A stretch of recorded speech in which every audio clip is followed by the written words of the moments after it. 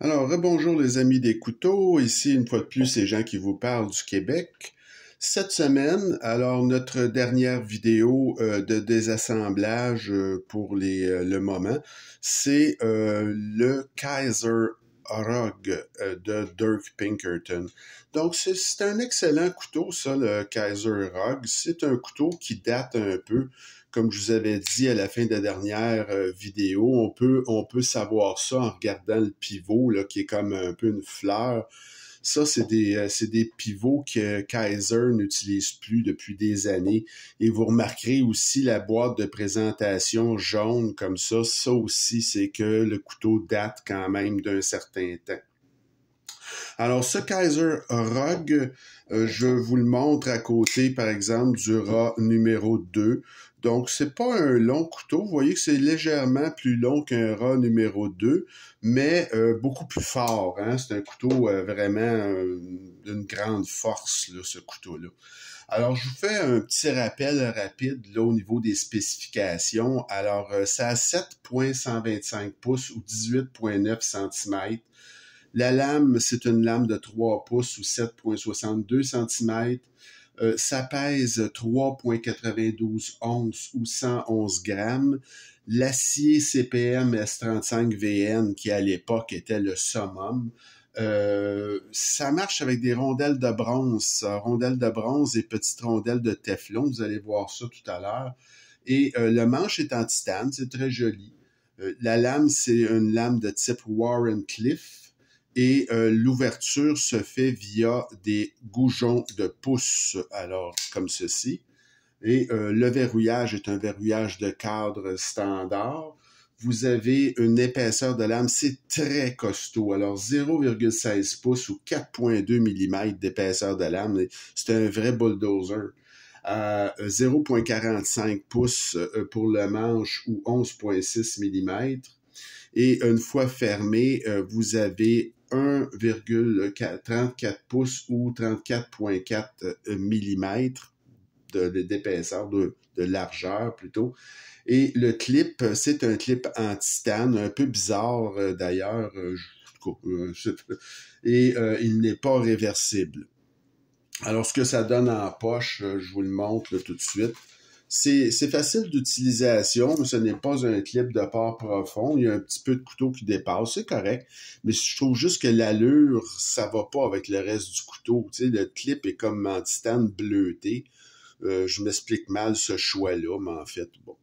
Alors, pour ce qui est du désassemblage maintenant, alors on va procéder tout de suite. C'est pas un couteau là qui est très difficile à défaire, donc j'ai pas eu de problème à défaire ce couteau-là. Donc, pour ce qui est du pivot, c'est du T8. Les autres également, je crois, c'est du T8. Alors ça, bravo. Alors, T8 partout, ça, c'est très, très bien. Alors, là-dessus, il faut le dire, là. Donc, c'était pas toujours le cas avec Kaiser à cette époque-là. Ça l'est beaucoup plus aujourd'hui, là. Les choses ont changé. Donc, ça se défait assez bien. Comme vous pouvez voir, il n'y a pas de squelettisation à l'intérieur. L'intérieur est noir. Je trouve que c'est très joli, ce couteau-là. Moi, franchement, c'est un couteau que je trouve très bien. C'est pas compliqué comme couteau, mais c'est bien fait.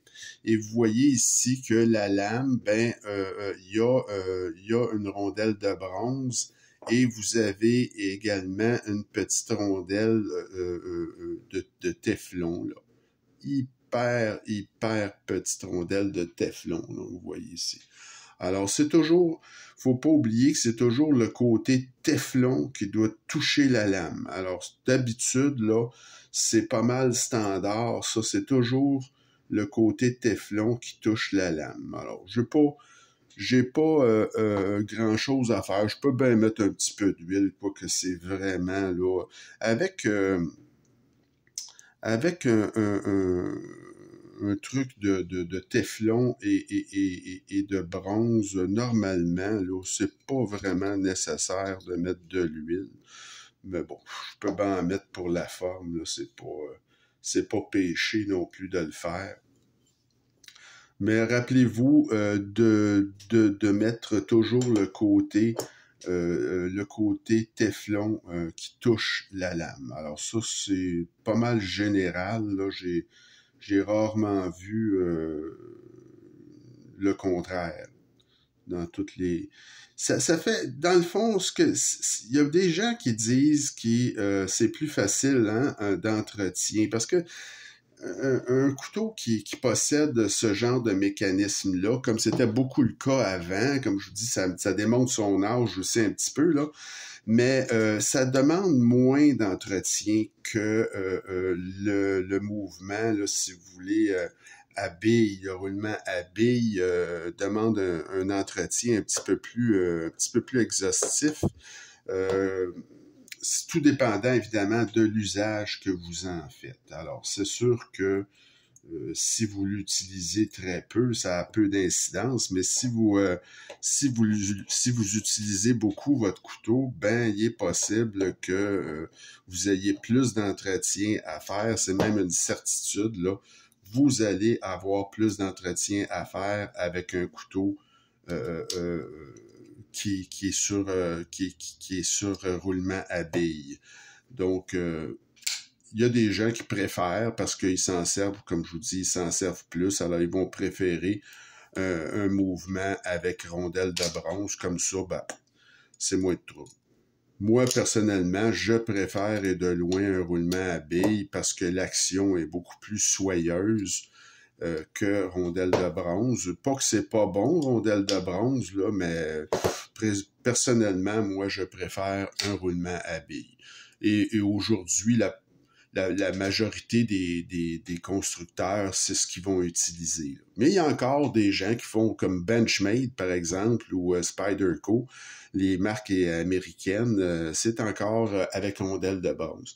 Alors, comme vous pouvez voir, là, c'est parfaitement centré tout ça, et ça a été une histoire là, extrêmement facile en fait là, de démonter ce couteau-là.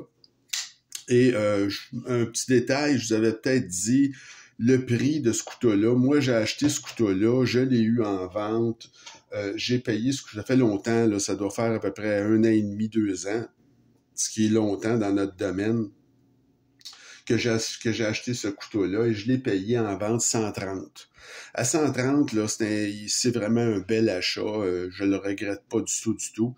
Mais le prix régulier, c'est 160. Et à 160, il commence à être un peu cher parce que, évidemment, c'est un couteau qui date là et qui n'a pas une action aussi soyeuse que les couteaux, disons, plus modernes, notamment les couteaux de Kaiser. Mais c'est un couteau extrêmement fort, c'est un couteau qui a beaucoup de... L'ergonomie est bonne, il y a un look quand même qui en jette, là, faut le dire. Moi, c'est un couteau que j'aime beaucoup. Et à 130, là, je figure que j'ai fait encore une très, très bonne affaire. Les matériaux sont là. Comme vous avez pu voir, une construction simple, mais qui se défait très, très bien. Alors, quand je vous parle d'action fulgurante, vraiment, des couteaux Kaiser, ben notre prochain que je vais vous faire la révision, parce que c'est un nouvel achat que j'ai fait, c'est celui-là ici, c'est le Kaiser Bogai. Donc, le Kaiser Bogai, c'est ce couteau-là qui est un design d'un nommé Denis Antimonov, que je ne connais pas du tout. Je présume que c'est un Russe. Mais c'est un couteau qui est très bien construit, très, très fort lui aussi, pas très grand. Vous pouvez voir à peu près la même grandeur que notre Rogue. Mais la différence, regardez-moi ça, la fermeture hydraulique. Et ça, il n'y a qu'une personne, à mon avis, qui est capable de réaliser ça. Et c'est le designer en chef de chez Kaiser, Eizo. Donc, ça, là, c'est vraiment... c'était très, très, très...